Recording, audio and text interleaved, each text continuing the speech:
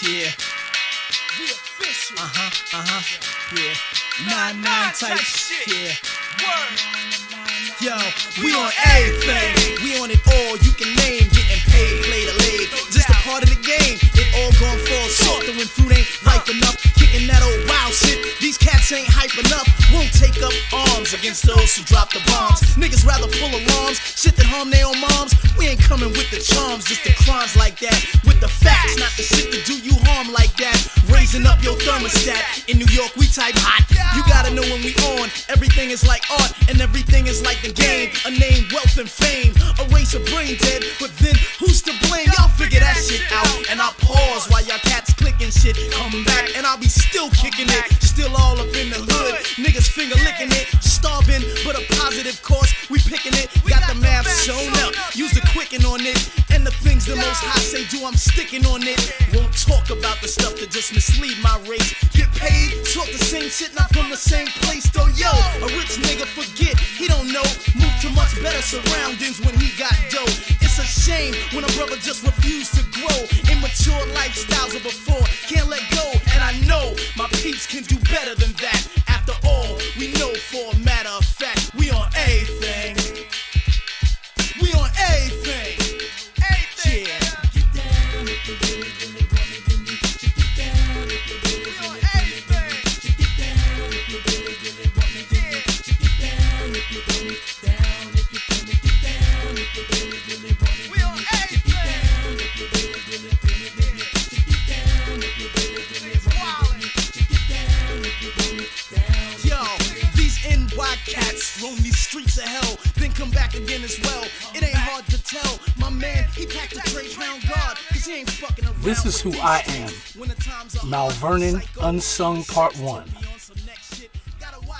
Welcome back, sightseers and truth seekers. In this video, I will be giving you an in-depth look into who I am. From my beginnings in my hometown of Mount Vernon in Westchester County, New York, to my time in the entertainment industry, up to my current activities as they are going now. Since I'm working on content creation in the YouTube world, I feel it necessary to tell everyone who I am so you can all get an idea of where I came from, what I've been through, and what I'm about. All these things will shape the content I plan to bring to the seekers. As it stands now, I will be making additions to some of the videos I post to be thorough and cover certain things I may have left out. Also, because I would love to link up with those from my past who were instrumental in my growth and development on this life's path, so I might be able to shed light on these individuals and recognize them for their contributions and achievements as well. For now, though, I will start with what I can tell you the most about.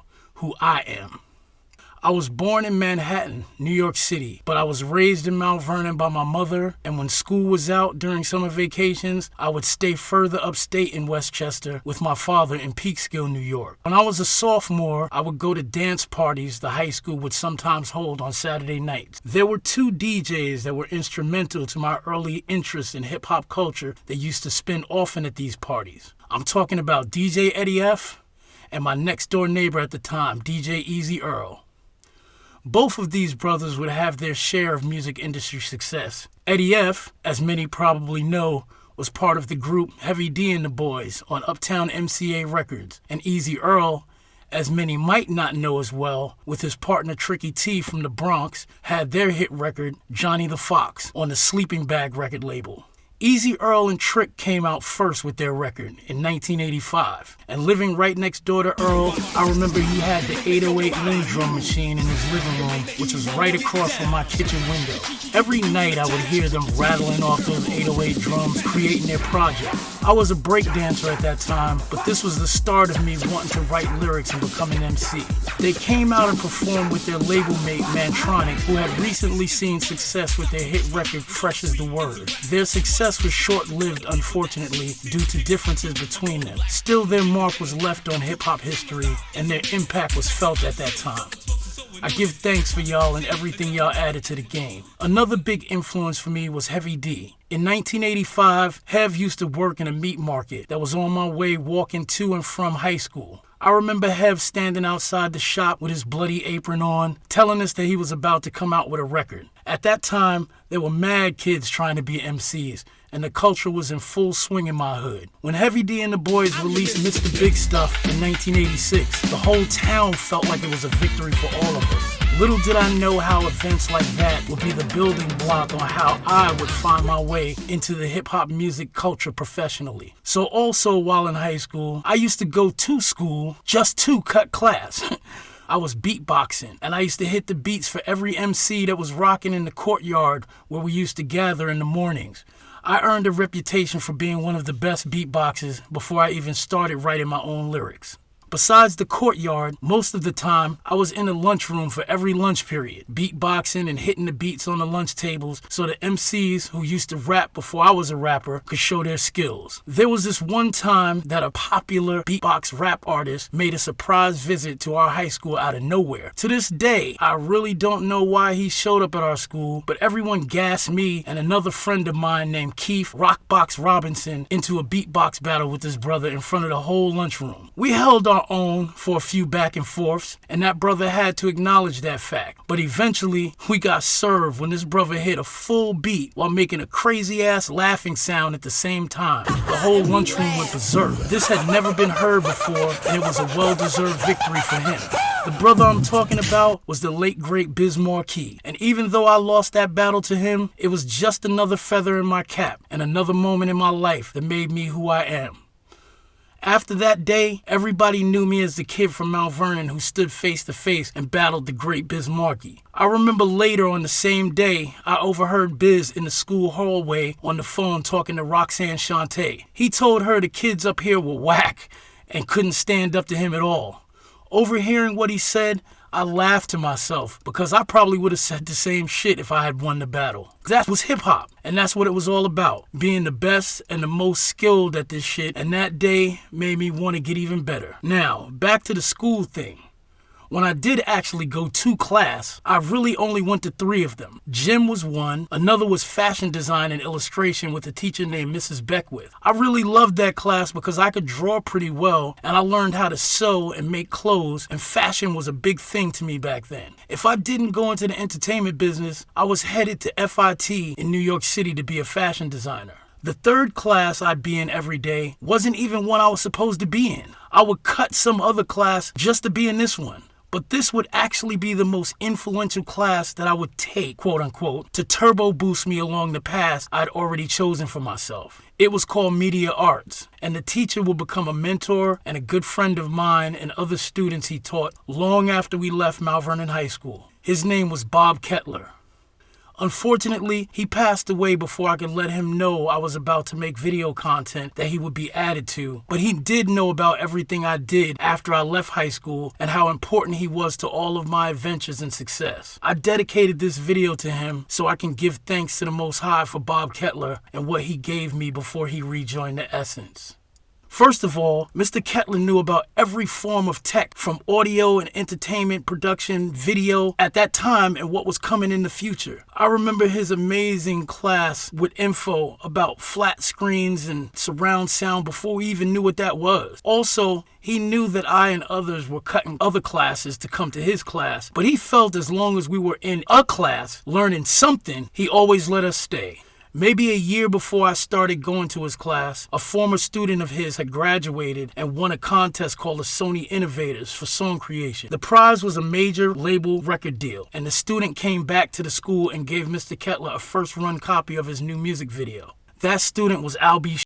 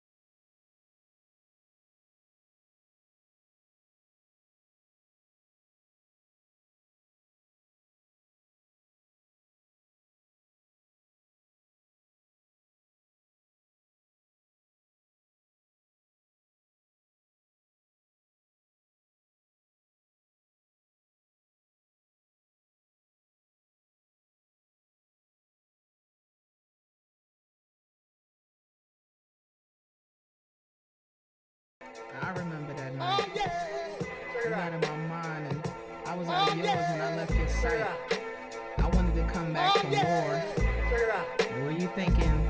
I've been here before? I just need you to be completely sure.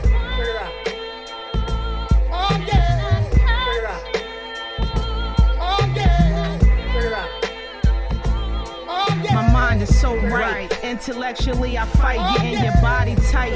Emotionally, no strife. Physically, I had to step. Ego to the left is weight up on your chest. I psychoanalyze, yes, let me break it down. I wanna get you naked now, like Chris Brown, take you down. Turn it up and have you making sounds. You into me? Let me get into you mentally. Show you things that we can do. Anytime I want, I can come through. Intently me, then we come too. Sensual, seducing, no question asking. Bodies rocking, heavy breathing, passion. Busting, popping, minus fashion. Slow is the pace, but we're coming faster. Riding, and we getting it. Crazy positions, can't tell who's hitting it. Can you handle how I'm gripping it? Staying balanced like some handlebars. Never on that bull like a matador. See you looking at me, baby, give it to me. Know you want my body, baby, give it to me. I want it. See you looking at me, baby, give it to me. I know you want my body, come on, give it to me. Yes. Yeah. I know you want me. You just playing around. Playing them games.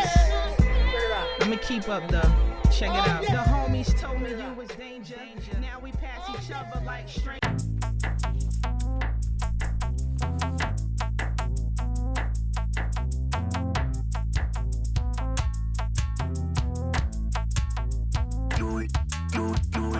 Like a motor when the pistons is pushing. In the position I'm in, I'm on a mission, got me fishing for a win. And I'm warning these brothers, AOD automatically smothers all them others. At a range as close as contagious, break out like plagues and long ranges. And like virus it changes, make friends with strangers if you wanna, but that might cost you your life. If that's the price of fame, then I'm gonna ask again, how can we save these men?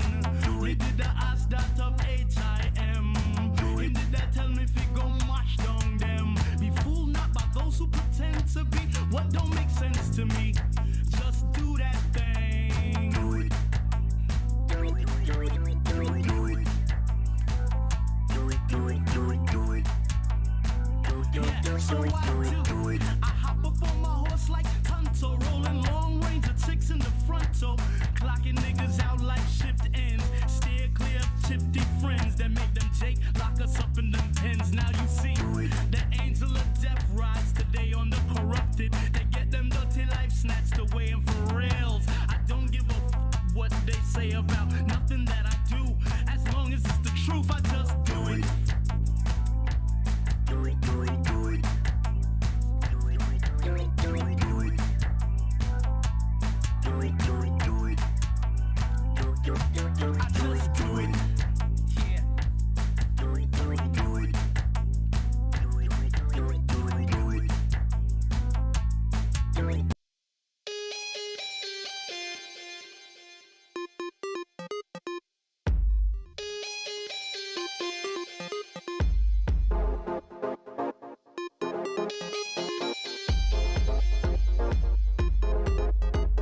What's up, my queen? Can I ride your set? What's good with you, mama? You looked upset. We all bear crosses, take losses, fight dark forces. You ain't alone. This world is wakari neck quick. So there's net, it's hard to get through it alive. So try to survive and just stay up for the drive to ride. But yo, don't get mad, just get even. Don't stress, just leave none breathing. Who's testing this release? A lot in a casket and rest in peace. A bus and get dusted and fried with grease. Hurry up now, give me a piece. I gotta go, I gotta go, gotta hit the flow. All night long for show, till I just can't move no more. I gotta go, gotta go, gotta go. It's time to get my dough. I got me a dime for show. I had that when I came in the door. When I came in the door, run through foes like I'm a bulldozer. Wreck competition and all opposers like demolition. With a combo and with a rhyme blow like a ton of C4. MCs ass out, licks receiving, and with kicks they leaving, but not believing. Came round here and I do believe Last time he was seen was last New Year's Eve. I gotta go, I run their ass right out the door. And like I told y'all boys before, you don't run up against the pro. I gotta go, gotta go, gotta go. It's time to get my dough. I got me a dime for show. I had that when I came in the door. When I came in the door. Don't get mad, don't get mad, don't get mad, don't get mad, don't get mad, don't get mad, don't get mad, don't get mad, don't get mad.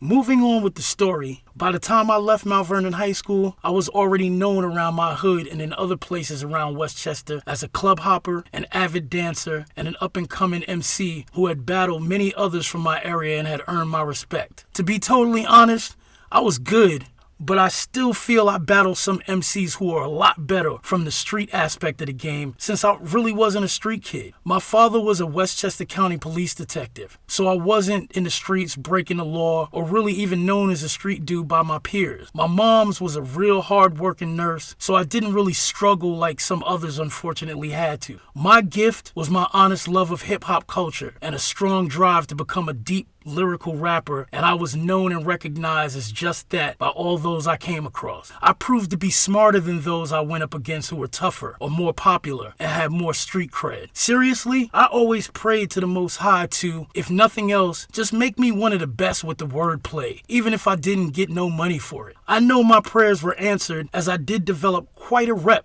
for being nice at this rap shit at that time. I even gained some residual street cred because I was that good.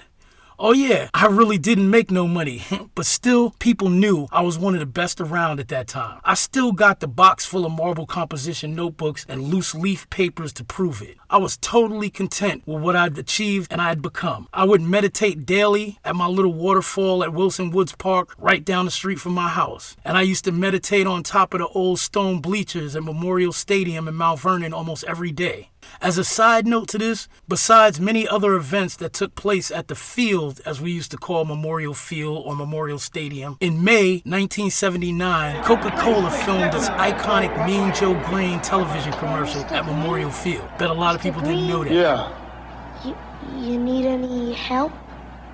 I just want you to know, I think you're the best ever. Yeah, sure. Want my Coke?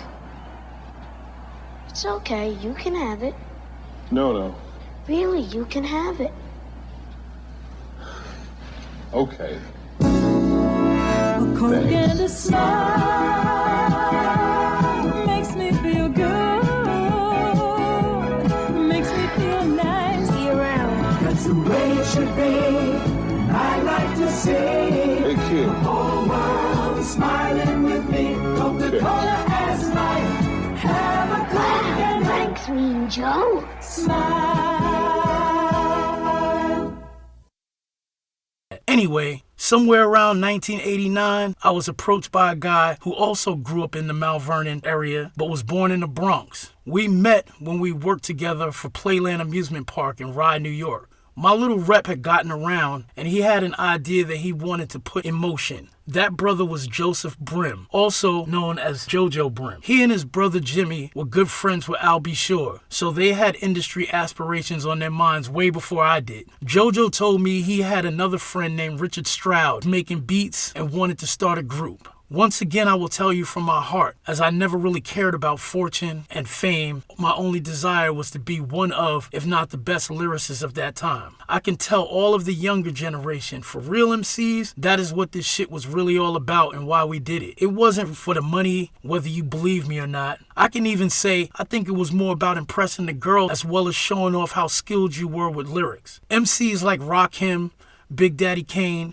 Cool G Rap, LL Cool J, and KRS-One were the models for my entire life at that time. To this day, each one of those brothers' legacies and contributions to this thing of ours that we call hip-hop has endured completely unbroken. In fact, that can be proven by the fact that throughout all the ups and downs and changing of the guard in this culture, for better and honestly to me, mostly for the worst, all of these MCs I just mentioned are still, almost 40 years from the start of their hip-hop careers, still making songs, and good ones too. This is not something that was expected in this genre of music that was thought of as just a passing phase or trend that would die out. These brothers have still been able to show why they can never be touched or removed from the foundation of this culture. But back to my story. JoJo, Rich Love, myself, and a charismatic young DJ named Easy Lee, who was a friend of Rich Love, came together in artistry and formed a group called FS Effect.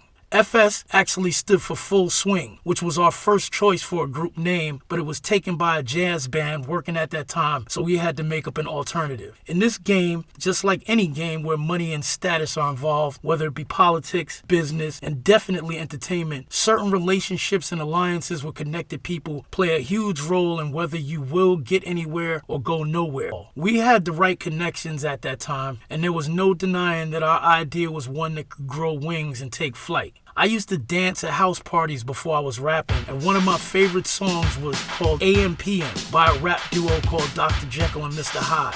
One of the members of that group would become an industry powerhouse executive a few years before we formed our group. His name was Andre Dr. Jekyll Harrell. Through our connections with Heavy D, who was Andre Harrell's first artist and the main cornerstone of his newly created Uptown Records label, we met our manager, Jimmy J. Love Jenkins, who was one of Andre's best friends and another key player who saw our vision. Also, J. Love was from the Bronx and was very good friends with another very talented singer at the time named Christopher Williams, also from the Bronx. Chris was signed to the Geffen label, another Warner Brothers label, but in spite of his great vocal ability and talent, his sales were not great, mainly due to the fact that the label didn't seem to know how to market his music. He had a youthful appearance, but his music and vocal style at that time was so mature in his presentation, there was an issue of what crowd they would be able to properly market him to. Older women or younger girls, they couldn't figure it out. J. Love suggested to Chris that he should sing on our first single release entitled I Wanna Be Your Lover, so he could at least use his strong, attractive vocal style to catch the younger female crowd that we were in line to attract and captivate. At the same time,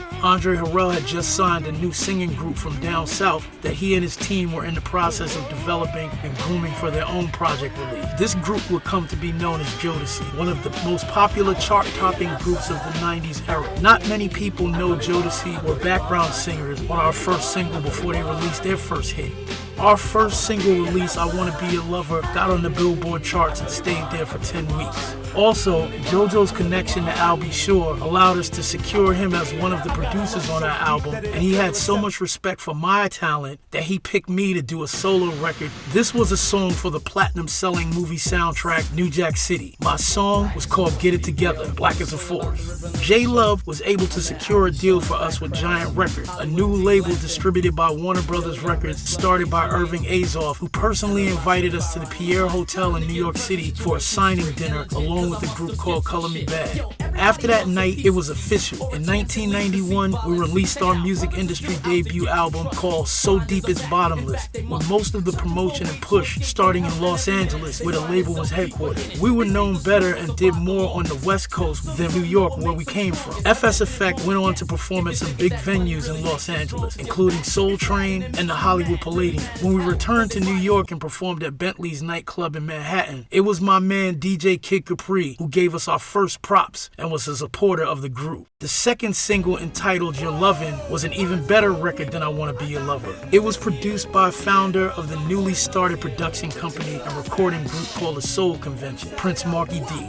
Mark Morales, or Prince Markie D, was a founding member of the Fat Boys, one of the most iconic pioneering groups in hip-hop culture.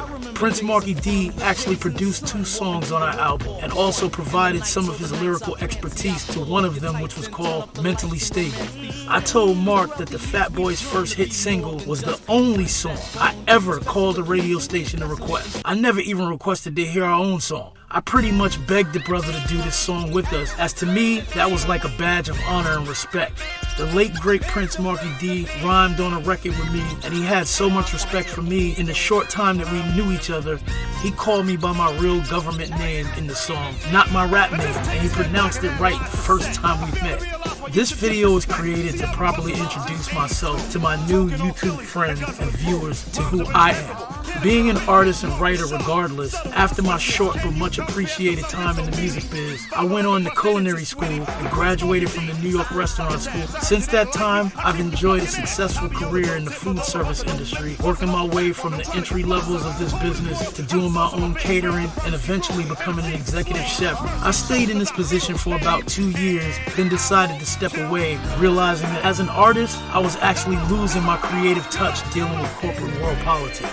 At present, I'm painting again, a passion I used to enjoy in my youth, and I'm also about to release an updated version of a writing project I put out in 2019, but never promoted as I was too wrapped up in working for others and their cause instead of my own. Now I have a new direction. I'm learning to use a brand new platform, and I'm super excited to step into a new world of art and creation and drop some new jewels to a brand new audience. I mean, why not? As far as I'm concerned, who I am still got a lot of love to give. Thanks for watching, people. Remember to like and subscribe so I can bring you more. I won't refuse prime time. No, I won't accept unless the deal's on the table. Yo, I'm mentally stable. You know what I'm saying? That was fly, that was fly. Yo, Holly, it's time to kick some shit. I'm a rip shit. Word up, man. Just drop that shit like you're supposed to drop it, alright? Kick right here. Attacking all girls in 3D, so come see a vocal performance so strong it'll haunt thee. And I may be the one, son, so keep your eye on your girl, cause she might get done.